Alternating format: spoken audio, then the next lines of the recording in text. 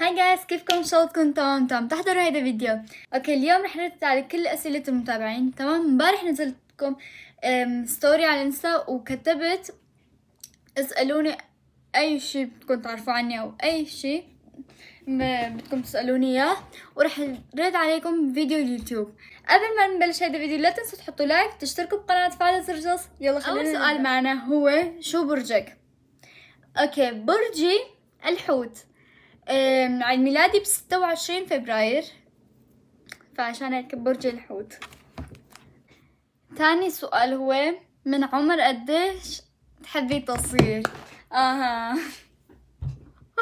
اوكي، من انا وصغيرة، تمام، يعني كنت بصف الاول هيك شي، حتى اصغر كمان. كنت دايما بروح عند بابا بقول بابا بدي اصور يوتيوب هيك، بس بوقتها كنت صغيرة ما كنت بعرف هيك صمم او اعمل فيديوهات او شو يعني يوتيوب. كنت بس بقول هيك رح اصور اي شي، بس من انا وصغيرة بحب التصوير. ليش هاي اليوم هيك؟ ثالث سؤال معنا هو شو لونك المفضل؟ لوني المفضل هو اسود، ازرق، وبحس ابيض. هدول اكتر الوان هيك بحبهم. ثالث سؤال معنا، رابع سؤال معنا هو انتي من وين؟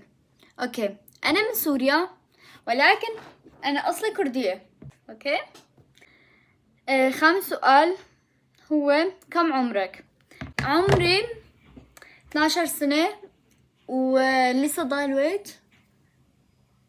اوكي، لسه ضايل خمس شهور. بعد 5 شهور وكم يوم، 5 شهور و26 يوم بعد هيك. رح تصير 13. سادس سؤال معنا شو اسمك؟ اوكي، اسمي عمارة وبس. سؤال السابع بعتقد.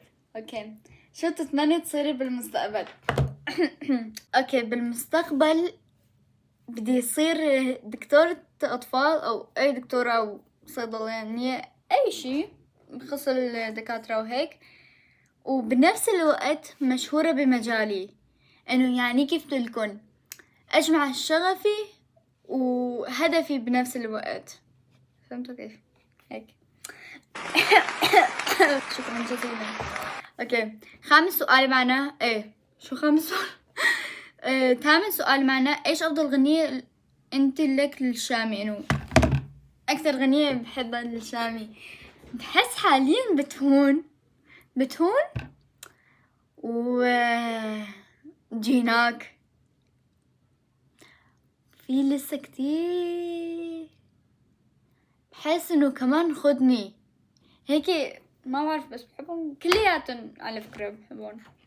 اوكي، وبس هيك بنكون وصلنا لنهاية الفيديو اليوم. ان شاء الله تكونوا حبيتوه، وبدي لكم انه كتير كتير كتير اسفة لانه بهالفترة عن جد حتى انا لاحظت انه ما عم نزل شي، لانه هلا في عندي كتير امتحانات. يعني ليكو بعد بكرة في عندي امتحان، بعد بكرة في عندي كمان لسه امتحان، وهدول كتير مهمين لانه رح نخلص من الفصل الاول رح نفوت بالفصل الثاني، عشان هيك لازم ادرس كتير فهمتوا.